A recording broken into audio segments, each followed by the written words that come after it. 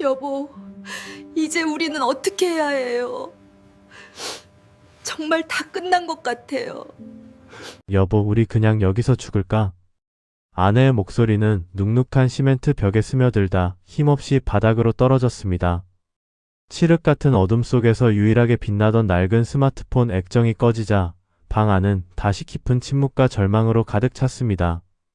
천장에서 희미하게 새어나오는 가로등 불빛만이 한때 대기업 부장이었던 남편의 깊게 팬 주름과 초점 잃은 아내의 눈동자를 겨우 비추고 있었죠.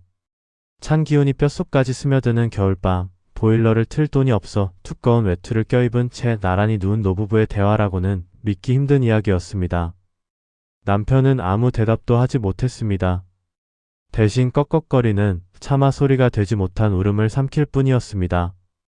거칠고 투박해진 손으로 이불 끝을 부여잡는 그의 어깨가 60평생 짊어져 온 삶의 무게보다 더 힘겹게 떨리고 있었습니다.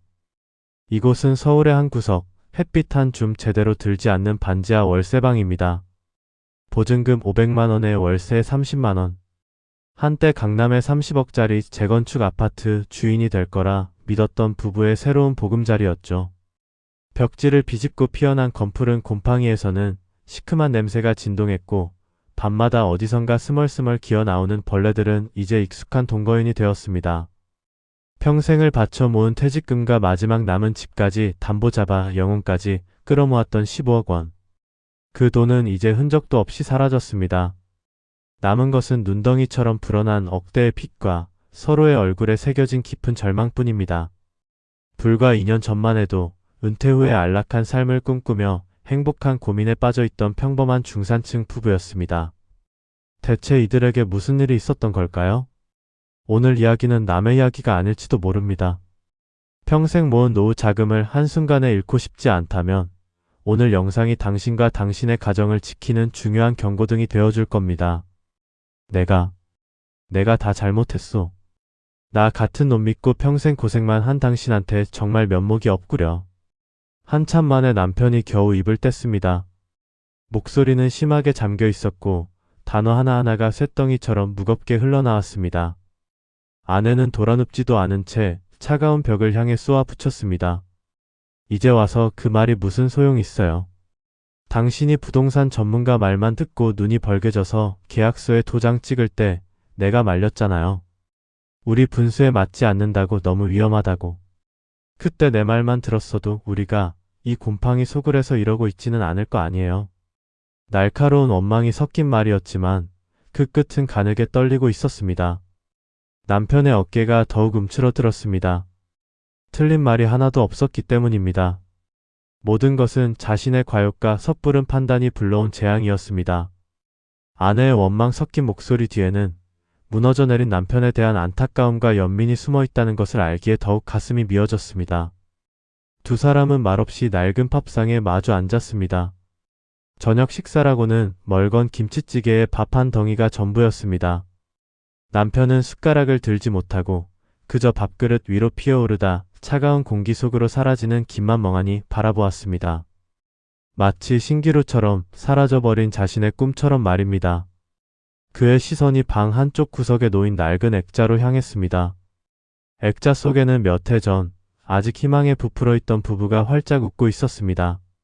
새로 이사갈 집이라며 모델하우스 앞에서 찍은 사진이었죠. 햇살처럼 환했던 아내의 미소와 자신감 넘치던 자신의 표정이 오늘따라 심장을 도려내는 칼날처럼 아프게 파고들었습니다. 한때는 성공의 증표가 될 것이라 믿었던 그 사진이 이제는 실패의 낙인이 되어 부부를 조롱하고 있었습니다. 제가 이 부부를 처음 만난 것은 한 복지센터의 무료 법률 상담 자리에서였습니다. 수십 년간 대기업에서 성실하게 일하며 남부럽지 않게 자식을 키워낸 평범한 가장의 얼굴에는 깊은 수치심과 무력감이 뒤엉켜 있었습니다. 자신의 어리석음 때문에 가정이 풍비박산 났다는 죄책감에 그는 차마 제 눈을 제대로 마주치지도 못했습니다. 이분들의 사연을 들으며 저는 생각했습니다. 대체 무엇이 30년 넘게 한 직장에서 성실하게 땀 흘리며 살아온 한 남자를 이토록 위험한 투자의 길로 내몰았을까요?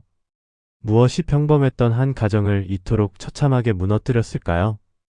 이것은 단순히 운이 나빴던 한 개인의 실패담이 아니었습니다. 우리 사회의 수많은 은퇴자들이 언제든 빠질 수 있는 너무나도 위험하고 치명적인 함정이었습니다. 제가 만난 그 어르신은 평생을 바쳐 쌓아 올린 성실함이라는 것이 사람의 얼굴에 어떻게 새겨지는지를 온몸으로 보여주는 분이었습니다. 반듯하게 각이 잡힌 셔츠기처럼 그의 지난 30년은 한치의 흐트러짐도 없는 시간이었습니다. 대한민국에서 네로라 하는 대기업의 부장. 그 이름 앞에서는 늘 책임감과 자부심이라는 단어가 묵직하게 따라붙었죠. 매일 새벽 별을 보며 집을 나서고 한밤중 달빛을 받으며 현관문을 열던 고단한 가장. 남들처럼 주말에 편히 늦잠 한번 자는 것이 소원이었지만 자식들 학원비와 아내의 낡은 옷가지가 눈에 밟혀 쉴 수가 없었다고 합니다. 회식 자리에서는 상사의 비위를 맞추기 위해 쓰디쓴 술을 연거푸 삼켜야 했고 실적이 떨어질까 밤잠을 설치며 보고서를 코쳐 쓰던 날들도 부지기수였습니다. 그렇게 그의 청춘과 젊음은 회사의 성장과 가족의 울타리를 만드는데 고스란히 바쳐졌습니다. 그렇게 한평생을 바친 직장에서 정년퇴직이라는 이름의 훈장을 받은 날, 그는 세상을 다 가진 기분이었다고 했습니다. 이제 지긋지긋한 출근 전쟁도 숨막히는 실적 압박도 끝이라고 생각하니 날아갈 듯 홀가분했죠. 평생 고생만 한 아내의 손을 잡고 그동안 못 가봤던 해외여행도 다니고 손주들 재롱이나 보면서 남은 인생을 평화롭게 보내리라 다짐했습니다. 통장에 찍힌 두둑한 퇴직금은 그 꿈을 지켜줄 든든한 방패처럼 느껴졌습니다. 그런데 30년 넘게 몸담았던 세상에서 완전히 벗어나자 단단했던 그의 세상에 조금씩 균열이 가기 시작했습니다. 매일 아침 그를 깨우던 알람 시계는 더 이상 울리지 않았고 책상 위에 놓인 달력은 아무런 의미 없는 숫자의 나열이 되어버렸습니다. 평생 손에 쥐고 살았던 명함은 이제 아무에게도 내밀 수 없는 종이 조각이 되었죠. 사회라는 거대한 톱니단 바퀴에서 자신만 튕겨져 나온 듯한 소외감, 그리고 앞으로 무엇을 하며 살아야 할지에 대한 막연한 불안감이 그의 마음을 잠식하기 시작했습니다. 문제는 그 고요한 시간을 즐길 여유가 우리 사회에는 그리 많지 않다는 것이었습니다. 오랜만에 만난 동창들이나 친구들은 온통 돈 이야기뿐이었습니다. 누구는 주식으로 몇 배를 벌었다더라. 누구는 부동산으로 은퇴 자금을 2배로 불렸다더라. 그런 이야기들 속에서 은행 예금에 얌전히 잠들어 있는 자신의 퇴직금은 왠지 모르게 초라하게 느껴졌습니다. 물가는 하루가 다르게 치솟는데 돈의 가치는 계속해서 떨어지는 것만 같아 조바심이 났습니다. 아내 역시 마찬가지였습니다. 여보, 옆집 엄마는 남편이 투자한 상가에서 월세가 꼬박꼬박 나온다던데 부럽더라고요. 무심코 던지는 아내의 한마디는 그의 가슴에 비수처럼 꽂혔습니다. 평생 자신만 믿고 따라와 준 아내에게 더 이상 초라한 모습을 보이고 싶지 않았습니다. 뭐라도 해야 했습니다. 이대로 가만히 있다가는 평생 모은 돈을 물가 상승에 다 갉아먹히고 자식들에게 짐이 되는 늙은이가 될 것만 같다는 공포가 엄습했습니다. 그러던 어느 날 그의 귀에 운명처럼 한 단어가 꽂혔습니다. 바로 강남 재건축이었습니다. 한 동창이 모임에서 열변을 토했죠. 지금 잡으면 무조건 몇 배는 오른다. 대한민국에서 가장 안전하고 확실한 투자다. 이게 인생을 바꿀 마지막 기회다. 그 말은 마치 사막에서 오아시스를 발견한 것처럼 그의 메마른 마음에 희망의 단비처럼 쏟아져 내렸습니다. 그날 이후 그의 머릿속은 온통 강남 재건축 아파트 생각으로 가득 찼습니다. 인터넷으로 시세를 검색하고 관련 뉴스를 스크랩하며 밤을 새우기 일쑤였습니다. 낡은 아파트가 번쩍이는 초고층 빌딩으로 변하는 초감도를 볼 때마다 심장이 두근거렸습니다. 그곳은 단순히 돈을 버는 투자처가 아니었습니다. 평생 대기업 명함 하나로 버텨온 자신의 마지막 자존심을 증명할 기회이자 고생한 아내에게 선물할 수 있는 최고의 노후 보금자리이며 넉넉지 못한 아들 내외에게 물려줄 수 있는 든든한 유산처럼 보였습니다. 이것만 성공하면 모든 불안과 걱정에서 벗어나 완벽한 노후를 맞이할 수 있을 것만 같았습니다. 우리도 남들처럼, 아니 남들보다 더 행복해질 수 있다는 달콤한 환상에 빠져들었던 겁니다. 제가 그분을 처음 만났을 때 느꼈던 감정은 안타까움, 그리고 깊은 의문이었습니다. 평생을 대기업에서, 그것도 누구보다 성실하게 일하며 한 가정을 책임져 온 남자가 어쩌다 이런 선택을 하게 된 걸까요? 퇴직 후 그의 손에 들려있던 것은 가족과의 행복한 미래가 그려진 설계도가 아니라 모든 것을 앗아갈 위험한 계약서 한 장이었습니다. 그 시작은 한 부동산 컨설팅 업체의 화려한 사무실이었습니다. 대리석 바닥과 통유리 너머로 보이는 번화한 도시의 풍경은 성공에 대한 막연한 믿음을 심어주기에 충분했죠. 상담실에 마주 앉은 컨설턴트는 유려한 말솜씨로 부부의 불안한 마음을 파고들었습니다. 아버님, 어머님, 평생 고생하셨습니다. 이제는 좀 누리셔야죠. 지금 이 강남 재건축 아파트는요, 단순한 집이 아닙니다. 두 분의 남은 인생을 보장해줄 황금 티켓이고 자식들에게 물려줄 수 있는 최고의 유산입니다. 그의 책상 위에는 복잡한 그래프와 숫자들로 가득한 자료들이 놓여 있었습니다. 내용은 이해하기 어려웠지만 확정 수익, 프리미엄 보장, 시세 차익 최소 5억 같은 단어들은 붉은색으로 강조되어 노부부의 눈을 사로잡았습니다. 남편분은 평생의 신중함이 몸에 밴 사람답게 쉽사리 마음을 열지 않았습니다. 이게 그렇게 쉽게 돈을 벌 수 있는 일인지 평생 모은 돈인데 섣불리 결정하기가 어렵습니다. 하지만 옆에 있던 아내분의 생각은 조금 달랐습니다. 오랜 세월 팍팍하게 살아온 삶에 대한 보상 심리, 그리고 남편의 어깨를 짓누르던 무거운 짐을 이제라도 덜어주고 싶은 마음이 더 컸던 겁니다. 여보, 우리 친구 남편은 주식으로 얼마를 벌었다더라. 옆집은 분당에 사둔 아파트가 2배로 뛰었다더라. 우리만 이렇게 바보같이 은행에만 돈을 묻어두고 있는 거 아닌가 싶어요. 이 나이에 우리가 뭘 더 하겠어요. 전문가가 이렇게 좋다는데 한번 믿어보는 것도. 아내의 말은 단순한 욕심이 아니었습니다. 그것은 남들처럼 살아보고 싶다는 소박한 바람이자 자식들에게 더 이상 손 벌리지 않고 떳떳한 부모로 남고 싶다는 마지막 자존심이었을 겁니다. 결정적인 한 방은 컨설턴트의 말이었습니다. 그는 마치 모든 것을 꿰뚫어보고 있다는 듯 부부의 가장 아픈 곳을 건드렸습니다. 아버님, 요즘 자제분도 먹고 살기 힘들지 않습니까? 결혼도 해야 하고 아이도 낳아 키워야 하는데 언제까지 부모님만 바라보고 살 수는 없죠. 이걸로 딱 한 번만 성공하시면 자식들 집 한 채씩은 못 해주겠습니까? 그때 가서 아빠가 엄마가 너희들 위해 이렇게 해줬다 하고 당당하게 말씀하실 수 있는 겁니다. 이게 진짜 부모 노릇 아니겠습니까? 부모 노릇이라는 네 글자는 남편의 마지막 이성의 끈을 끊어버렸습니다. 평생을 가족을 위해 헌신했지만 정작 퇴직하고 보니 자식에게 물려줄 변변한 자산 하나 없다는 자괴감이 그의 가슴을 찔렀던 겁니다. 그날 이후 부부의 대화는 온통 재건축 아파트 이야기로 채워졌습니다.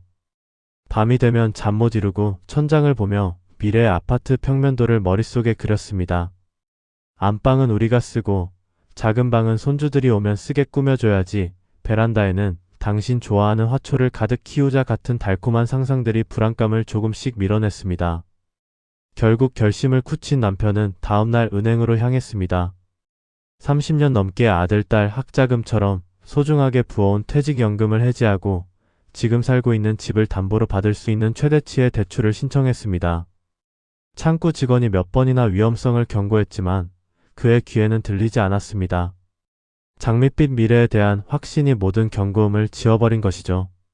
그렇게 퇴직금 5억, 주택담보대출 7억, 그리고 가지고 있던 예금과 보험 해약금까지 영혼까지 끌어모아 15억이라는 거금을 만들었습니다.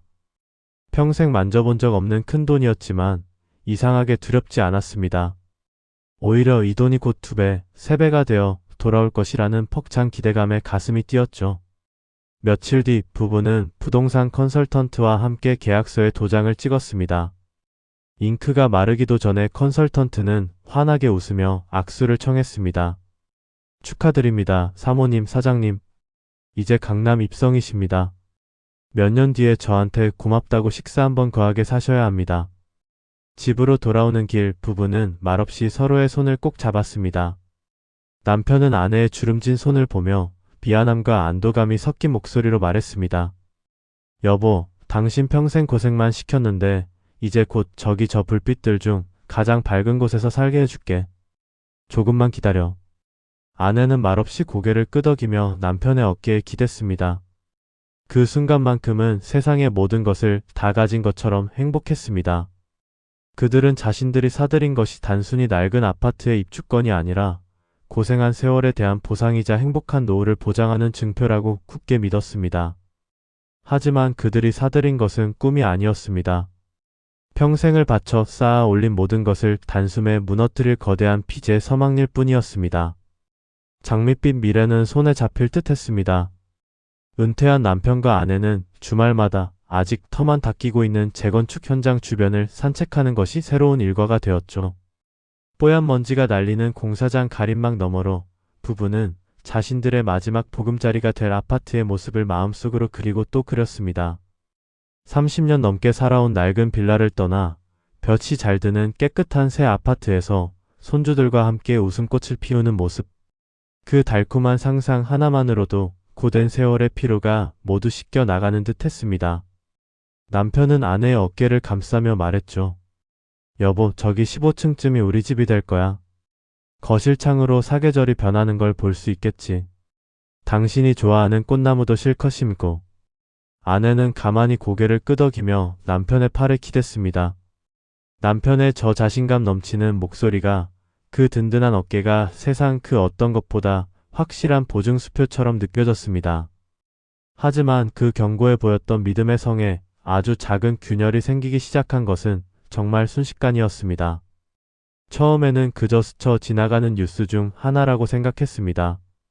미국에서 시작된 금리 인상 소식이 바다 건너 우리나라에까지 영향을 미칠 거라는 전문가들의 경고. 남편은 대수롭지 않게 여겼습니다. 에이, 여태까지도 다 그래왔어.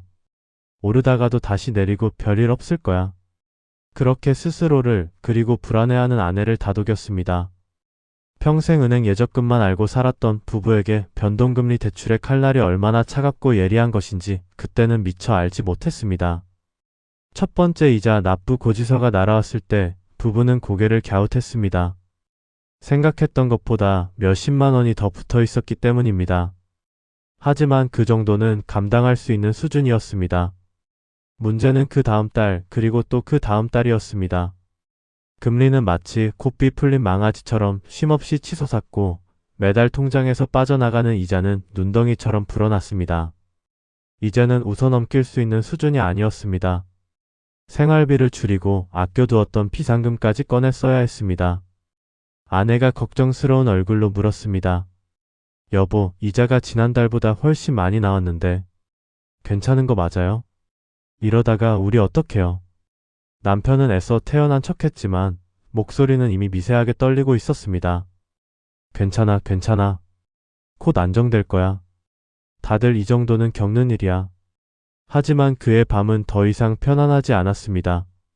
캄캄한 방 천장을 바라보며 뜬 눈으로 밤을 새우는 날이 들어갔고 새벽녘이면 어김없이 한숨과 함께 잠에서 깨어났습니다. 세상 물정 어둡다는 핀잔을 들어도 묵묵히 한 길만 걸어온 가장에게 금리나 원자재 가격 같은 거시 경제 지표는 너무나 낯선 괴물이었습니다. 보이지 않는 적과 싸우는 기분이었죠. 그리고 진짜 비극은 전혀 예상치 못한 곳에서 날아온 붉은색 글씨의 우편물 한 통에서 시작되었습니다. 공사비 증액에 따른 추가 분담금 안내. 평소처럼 우편함을 열었던 남편은 투툼한 대봉투를 들고 집으로 올라왔습니다. 소파에 앉아 무심코 봉투를 뜯던 그의 손이 순간 멈칫했습니다. 그의 눈이 믿을 수 없다는 듯이 종이에 박힌 숫자들을 몇 번이고 다시 후었습니다. 0이 몇 개인지 세어보고 또 세어보았습니다. 곁에서 과일을 깎던 아내가 남편의 굳어버린 표정을 보고 다가와 물었습니다. 왜 그래요, 여보? 어디 안 좋은 소식이라도 있어요? 남편은 아무 대답도 하지 못했습니다. 그저 핏기 가신 얼굴로 종이를 아내에게 건넬 뿐이었습니다. 종이를 받아든 아내의 눈 역시 동그래졌습니다. 거기에는 부부가 평생 상상조차 해본 적 없는 억소리 나는 금액이 선명하게 찍혀 있었습니다. 당장 몇 달 안에 추가로 내야 할 돈이었습니다. 이게 다 뭐예요? 무슨 돈을 이렇게나 더 내라는 거예요? 잘못 온 거 아니에요? 아내의 목소리가 가늘게 떨려 나왔습니다. 건설 자재 가격 폭등, 인건비 상승. 빼곡하게 적힌 전문 용어들은 눈에 들어오지도 않았습니다. 그들에게 중요한 것은 단 하나, 도저히 감당할 수 없는 돈을 기한 내에 마련해야 한다는 절망적인 현실뿐이었습니다. 그것은 단순한 안내문이 아니었습니다. 부부의 남은 인생을 통째로 저당 잡는 사형 선고나 다름없었죠. 남편은 곧바로 부동산 컨설턴트에게 건설사에 조합 사무실에 전화를 걸기 시작했습니다. 처음에는 점잖게 시작했던 목소리는 시간이 갈수록 격앙된 절규로 변해갔습니다. 아니, 그게 무슨 말씀이십니까? 계약할 때는 이런 얘기 없지 않았습니까? 이건 사기 아닙니까? 하지만 수화기 너머에서는 기계처럼 차가운 답변만이 돌아왔습니다. 계약서에 명시된 조항이다. 다른 조합원들도 모두 같은 상황이다. 기한 내에 납부하지 못하면 불이익을 당할 수 있다. 전화를 끊은 남편은 거친 숨을 몰아쉬며 소파에 주저앉았습니다. 그의 눈은 초점을 잃고 허공을 헤매고 있었습니다. 한평생 그 누구보다 성실하게 살아왔다고 자부했습니다. 정해진 규칙을 어긴 적도, 남에게 빚을 지고 잠 못 이룬 적도 없었습니다. 그런데 어째서 인생의 황혼역에 이르러 이런 가혹한 시련을 마주해야 하는 걸까요? 아내는 하염없이 눈물만 흘렸습니다.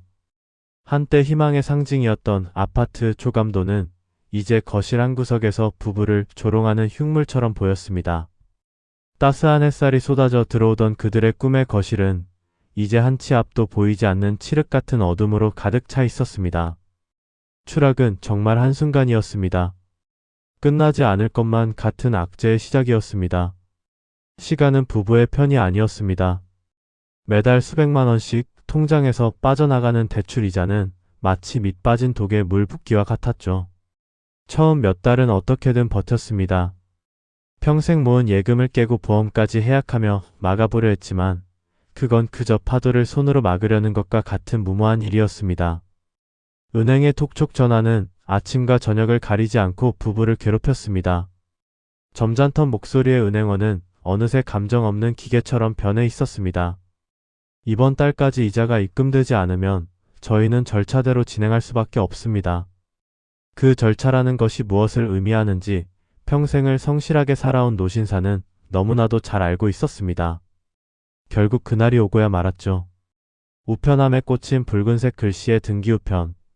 법원에서 날아온 경매 개시 결정 통지서였습니다. 남편은 덜덜 떨리는 손으로 그 종이를 쥔 채 현관문 앞에 주저앉고 말았습니다. 아내가 달려와 부축하려 했지만 그는 미동조차 하지 않았습니다. 30년간 대기업 부장으로 일하며 단 한 번도 누구에게 약한 모습을 보인 적 없던 가장의 등이 종이장처럼 구겨져 있었습니다. 그 종이 한 장이 부부의 마지막 자존심을 무너뜨렸습니다. 어떻게든 경매만은 막아보려고 팩방으로 뛰어다녔습니다. 입주권을 시세보다 훨씬 싸게 금매로 내놓았지만 이미 꽁꽁 얼어붙은 부동산 시장에서 그들의 물건에 관심을 보이는 사람은 아무도 없었습니다. 중개업소 사장은 그저 혀를 차며 말할 뿐이었죠.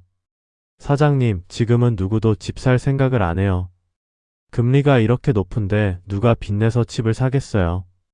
그냥 기다리는 수밖에 없습니다. 하지만 그들에게 기다릴 시간이란 사치였습니다. 하루하루가 피를 말리는 시간이었습니다. 지푸라기라도 잡는 심정으로 멀리 사는 아들에게 전화를 걸었습니다. 늘 든든하고 자랑스럽기만 했던 아버지의 힘없는 목소리에 아들은 한동안 말을 잇지 못했습니다. 아버지, 제가 어떻게든 알아볼게요. 그런데 아버지 아시잖아요. 저도 지금 대출금 갚느라 애들 학원비도 빠듯하고. 정말 죄송해요, 아버지. 수화기 너머로 들려오는 아들의 잠긴 목소리에 남편은 차마 더 말을 잇지 못하고 전화를 끊었습니다. 미안하다, 아들아. 못난 애비가 너한테까지 짐을 지우는구나. 그는 누구를 원망할 수도 없었습니다. 모든 것이 자신의 과욕과 어리석은 판단 때문이라고 스스로를 채찍질할 뿐이었죠. 결전의 날, 경매가 진행되는 날이었습니다. 부부는 차마 경매장에 가보지도 못하고 집안에서 초조하게 소식만을 기다렸습니다. 시간이 흐를수록 집안의 공기는 납덩이처럼 무거워졌습니다. 오후 늦게 부동산 중개인에게서 전화가 걸려왔습니다. 남편은 심호흡을 한 뒤 떨리는 손으로 전화를 받았습니다. 사장님, 낙찰됐습니다. 3번 유찰되고 감정가의 60% 수준에서요. 순간 남편의 귀를 의심했습니다. 15억을 쏟아부은 아니 30억의 꿈이 담겨있던 그들의 마지막 희망이 절반에도 미치지 못하는 헐값에 팔려나간 겁니다. 수화기를 든 남편의 손이 힘없이 툭 아래로 떨어졌습니다. 옆에서 지켜보던 아내가 불안한 얼굴로 물었습니다. 여보, 어떻게 됐어요? 어떻게? 남편은 대답할 수 없었습니다. 목구멍에 커다란 돌덩이가 걸린 것처럼 아무런 말도 나오지 않았습니다. 그저 멍하니 허공만 바라볼 뿐이었죠. 아내는 남편의 표정에서 모든 것을 읽었습니다. 그녀의 두 눈에서 참아왔던 눈물이 굵은 방울이 되어 후두둑 떨어졌습니다. 추락은 정말 한순간이었습니다. 경매 낙찰금으로 대출 원리금을 갚고 나니 부부의 손에 남은 것은 아무것도 없었습니다. 아니요, 정확히는 아무것도 없는 게 아니었습니다. 눈덩이처럼 불어난 연체이자와 제2금융권에서 추가로 빌린 생활비 대출, 그리고 미처 갚지 못한 은행 대출 일부가 수억 원의 빚으로 고스란히 남았습니다. 평생 모은 퇴직금과 살던 집까지 모든 것을 잃고 오히려 빚더미에 올라앉게 된 겁니다. 그날 밤 부부는 아무 말도 하지 않았습니다. 칠흑 같은 어둠 속에서 서로의 거친 숨소리만이 방 안을 채웠습니다. 한참의 침묵 끝에 남편이 죄인처럼 입을 열었습니다. 내가 다 망쳤어. 당신 고생만 시키고. 내가 죽일 놈이야. 흐느낌에 가까운 남편의 목소리에 아내는 차마 남편을 원망할 수도 없었습니다. 그저 무너져 내리는 남편의 등을 말없이 쓸어줄 뿐이었습니다. 평생을 성실하게 살아온 대가로 돌아온 것은 씻을 수 없는 실패와 감당할 수 없는 빚, 그리고 지독한 절망뿐이었습니다. 그들이 정성껏 쌓아 올린 인생이라는 탑은 그렇게 허무하게 모래성처럼 무너져 내리고 있었습니다. 두 분의 이야기를 처음 접했을 때 저는 솔직히 말씀드리면 슬픔보다 안타까움이 먼저 밀려왔습니다. 평생을 성실하게 살아온 대가가 어째서 이런 비극이어야만 하는지 가슴이 먹먹해졌습니다. 하지만 재무 전문가의 시선으로 이 사연을 냉정하게 들여다보기 시작했을 때 저는 깨달았습니다. 이것은 단순히 운이 나빠서 벌어진 비극이 아니라는 것을요. 마치 잘 짜인 각본처럼 예견된 실패로 향하는 길 위에 너무나도 많은 위험 신호들이 켜져 있었습니다. 안타깝게도 두 분은 그 신호를 모두 놓치고 말았습니다. 도대체 무엇이 평범하고 성실했던 한 가정을 벼랑 끝으로 내몰았을까요? 오늘 저는 그분들이 놓쳤던 치명적인 위험 신호 3가지를 여러분께 말씀드리려고 합니다. 이 이야기는 단지 한 노부부의 슬픈 사연이 아니라 은퇴를 앞두고 있거나 이미 은퇴하신 모든 분들, 그리고 언젠가 부모님의 노후를 책임져야 할 우리 모두를 위한 쓰라린 경고입니다. 제가 가장 먼저 꼽는 첫 번째 위험 신호는 바로 안전한 고수익이라는 환상에 빠졌다는 것입니다. 강남 재건축 불패 신화 많이 들어보셨을 겁니다. 지난 수십 년간 대한민국 부동산 시장에서 이 말은 거의 종교와도 같았죠. 그 가장께서도 마찬가지였습니다. 주변에서 재건축으로 수십억을 벌었다는 이야기가 들려올 때마다 마음속에서는 조급함과 박탈감이 눈덩이처럼 불어났을 겁니다. 평생 회사만 바라보고 달려왔는데 정작 은퇴하고 보니 벼락거지가 된 것 같은 기분. 아마 많은 분들이 공감하실 겁니다. 바로 그 불안한 마음을 부동산 컨설턴트라는 사람은 정확히 파고들었습니다. 아버님, 이건 투자가 아니라 노후 대책입니다. 지금 이 기회 놓치시면 평생 후회하십니다. 강남 재건축은 절대 망하지 않아요. 이 말은 단순한 투자 권유가 아니었습니다. 성실하게 살아온 인생에 대한 보상, 자식들에게 떳떳하고 싶은 가장의 마지막 자존심, 그리고 불확실한 노후에 대한 유일한 탈출구처럼 들렸을 겁니다. 하지만 여러분, 세상에 안전한 고수익이라는 것은 존재하지 않습니다. 이것은 경제학의 제일 원칙과도 같습니다. 높은 수익률은 반드시 높은 위험을 동반합니다. 특히 은퇴 자금은 수익보다 보존이 훨씬 더 중요한 돈입니다. 실패해도 다시 벌면 되는 20대, 30대의 투자금과는 그 성격이 완전히 다릅니다. 은퇴 자금은 당신의 남은 인생을 지탱해줄 마지막 안전벨트이자 산소호흡기입니다. 그런데 그분들은 인생의 마지막 안전벨트를 풀고 가장 위험한 레이싱 경기에 뛰어든 셈입니다. 불패 신화라는 달콤한 속삭임에 투자가 아니라 투기라는 사실을 완전히 잊어버린 것이죠. 두 번째 위험 신호는 첫 번째와 아주 긴밀하게 연결되어 있습니다. 바로 빚의 무게를 완전히 외면했다는 점입니다. 흔히들 레버리지 즉 빚을 이용한 투자를 지렛대에 비유합니다. 적은 힘으로 무거운 것을 들어 올리는 것처럼 적은 내 돈으로 큰 수익을 낼 수 있으니까요. 하지만 많은 사람들이 지렛대의 반대편을 보지 못합니다. 내가 들어 올리려던 돌이 내 쪽으로 굴러떨어질 수도 있다는 사실을요.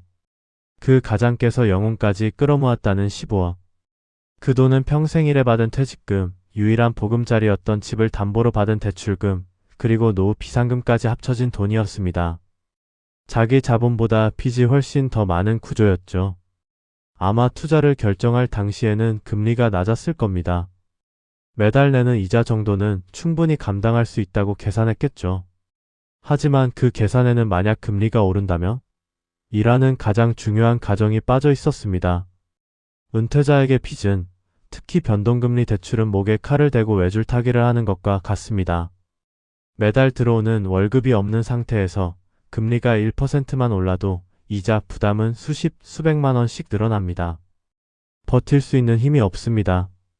결국 그분들은 급격한 금리 인상이라는 파도 앞에서 속수무책으로 무너졌습니다.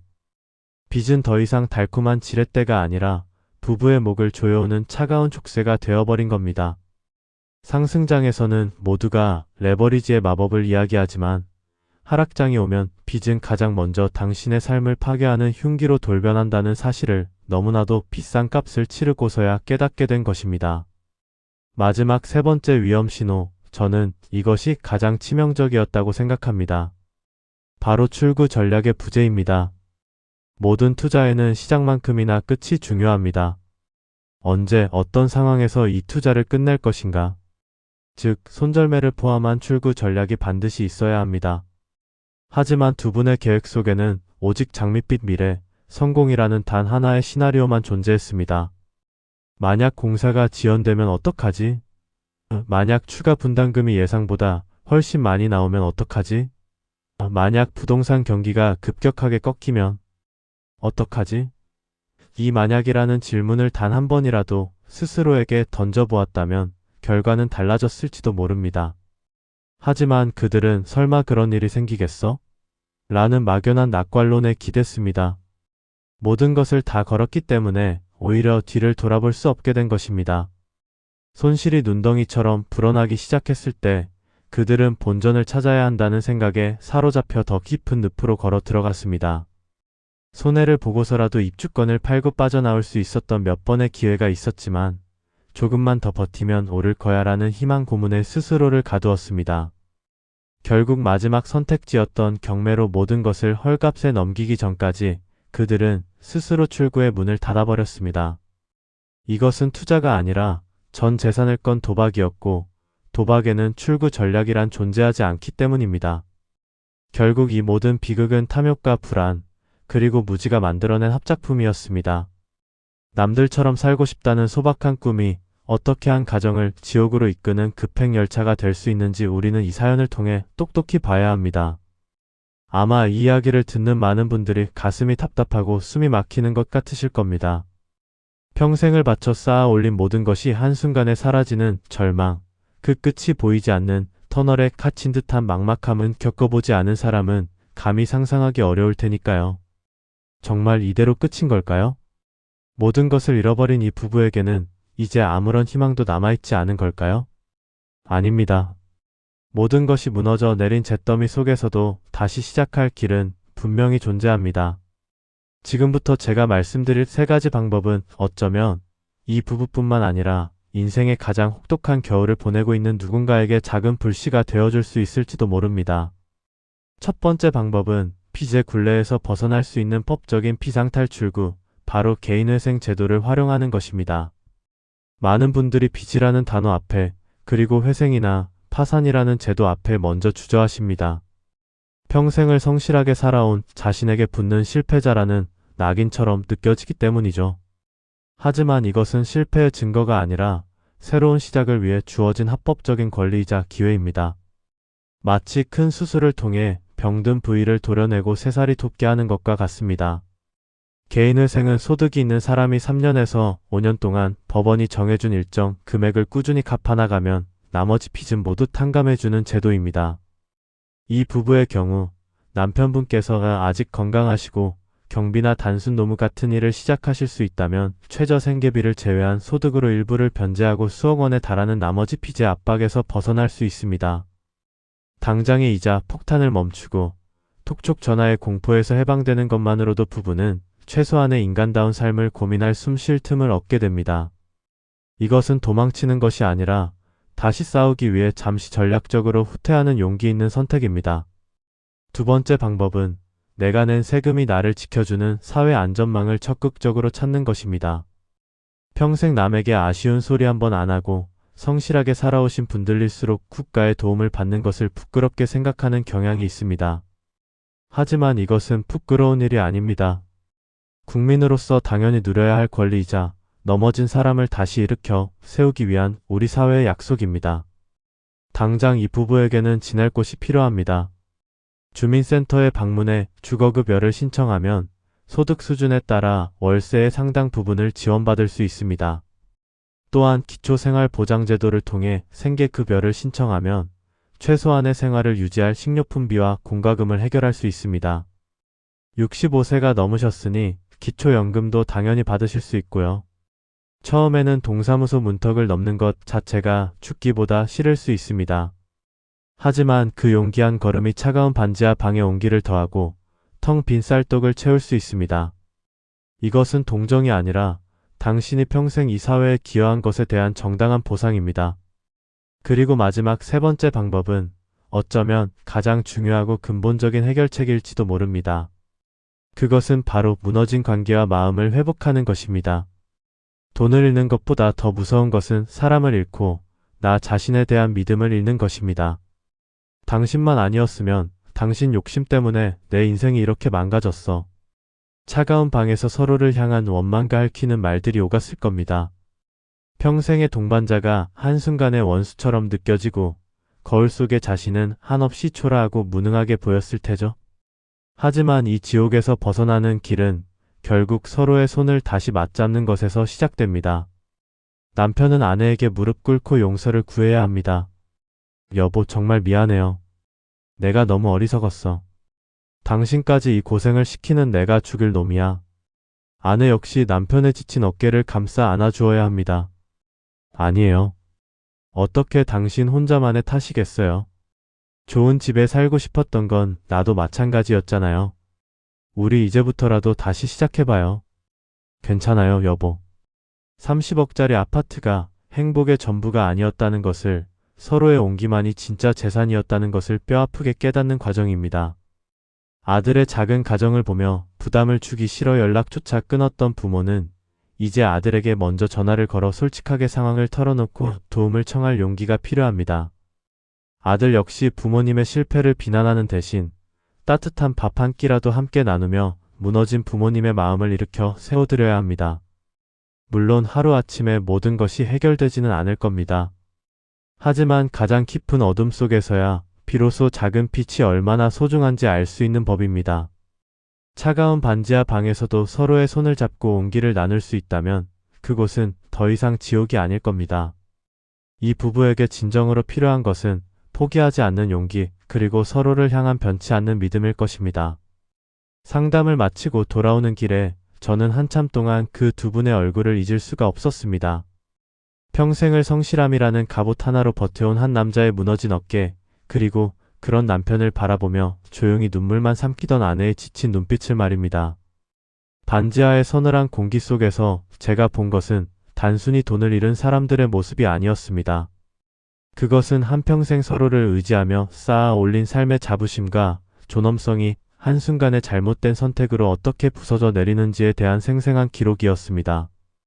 이 이야기가 단지 한 노부부의 피극으로만 보이시나요? 남의 일처럼 그저 안타까운 사연 하나로만 들리시는지요? 만약 그렇다면 어쩌면 우리는 가장 중요한 것을 놓치고 있는 것일지도 모릅니다. 그분들의 이야기는 바로 오늘을 살아가는 우리 모두에게, 그리고 우리가 사랑하는 부모님께 닥칠 수 있는 가장 현실적인 경고이기 때문입니다. 우리 부모님 세대는 평생 허리띠를 졸라매며 자식들을 키우고 집 한 채 마련하는 것을 인생의 가장 큰 목표이자 성공으로 여기며 살아오셨습니다. 그분들에게 부동산은 가장 안전하고 확실한 자산이었고 내 집은 그 어떤 풍파에도 흔들리지 않는 최후의 보루였습니다. 땀 흘려 일하면 정당한 대가를 얻고 아끼고 저축하면 노후는 포장될 것이라는 강한 믿음이 있었죠. 하지만 시대가 변했습니다. 이제 은퇴 자금은 더 이상 은행 예금이나 아파트 한 채만으로 지킬 수 있는 것이 아니게 되었습니다. 너무나도 복잡한 금융상품과 교묘한 투자 유혹들이 평생 성실하게 살아온 우리 부모님들의 마지막 남은 노후 자금을 호시탐탐 노리고 있습니다. 특히 은퇴 후 찾아오는 막연한 불안감, 남들보다 뒤처지는 것 같다는 조급함은 판단력을 흐리게 만들고 이것만 성공하면 자식들에게 짐되지 않고 떳떳하게 살 수 있다는 희망은 때로 가장 위험한 독이 되어 돌아오기도 합니다. 오늘 이 영상을 다 보시고 부모님께 조심스럽게 보여주시길 바랍니다. 혹은 함께 마주 앉아보시는 것도 좋습니다. 그리고 어색하더라도 꼭 한번 여쭤봐 주세요. 아버지, 어머니, 요즘 어떻게 지내세요? 혹시라도 고민 같은 건 없으세요? 라고 말입니다. 절대로 어디 이상한데 투자하신 건 아니죠? 와 같은 취조하듯한 질문은 안 됩니다.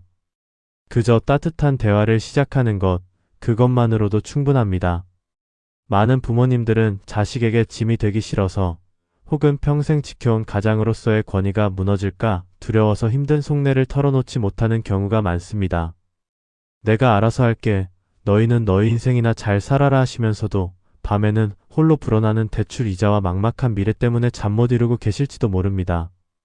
우리가 먼저 마음의 문을 열고 다가가지 않으면 그분들의 침묵을 우리는 결코 알아챌 수 없습니다. 부모님의 노후 계획에 대해 함께 이야기 나누는 것을 불효나 간섭이라고 생각하지 마십시오. 오히려 그것이야말로 이 시대의 가장 큰 효도입니다. 부모님께서 어떤 금융상품에 가입해 계신지, 매달 들어오는 연금은 충분하신지, 혹시라도 감당하기 어려운 빚을 지고 계시지는 않은지 자식들이 관심을 가지고 함께 들여다봐야 합니다. 잘 모른다면 함께 전문가를 찾아가 상담을 받는 것도 좋은 방법입니다. 꽁꽁 닫혀있던 무거운 짐을 함께 나누어 드는 것, 그것이 비극을 막는 첫걸음입니다.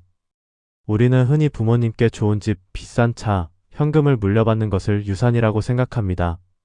하지만 이제는 그 생각의 순서를 바꿔야 합니다. 부모님이 남겨주실 최고의 유산은 자식에게 손 벌리지 않고 당신들의 노후를 건강하고 행복하게 보내시는 것 그 자체입니다. 자식들의 가장 큰 행복은 부모님께서 경제적인 어려움 없이 편안한 노년을 보내시는 모습을 보는 것입니다. 이것이야말로 돈으로 환산할 수 없는 가장 값진 유산 아닐까요? 평생 모은 퇴직금을 들고 재건축 아파트를 계약하던 날, 그 노부부는 분명 장밋빛 미래를 꿈꿨을 겁니다. 널찍한 새 아파트에서 손주들과 함께 웃음꽃을 피우고 자식들에게도 든든한 버팀목이 되어주는 행복한 노년을 말입니다. 그 소박하고도 간절했던 꿈이 어째서 차가운 반지하의 절망으로 끝나야만 했을까요? 그분들이 흘린 눈물은 우리 사회 전체가 함께 갚아야 할 비싼 수업료와도 같습니다. 더 이상 영끌이라는 단어가 누군가의 희망이 되고 재건축 대박이라는 헛된 신기루가 한 가정을 파괴하는 비극이 반복되어서는 안 됩니다. 오늘 밤 당신의 부모님께 전화를 한번 드려보는 건 어떨까요? 당신의 노후는, 그리고 당신이 세상에서 가장 사랑하는 당신 부모님의 노후는 오늘 안녕하신가요?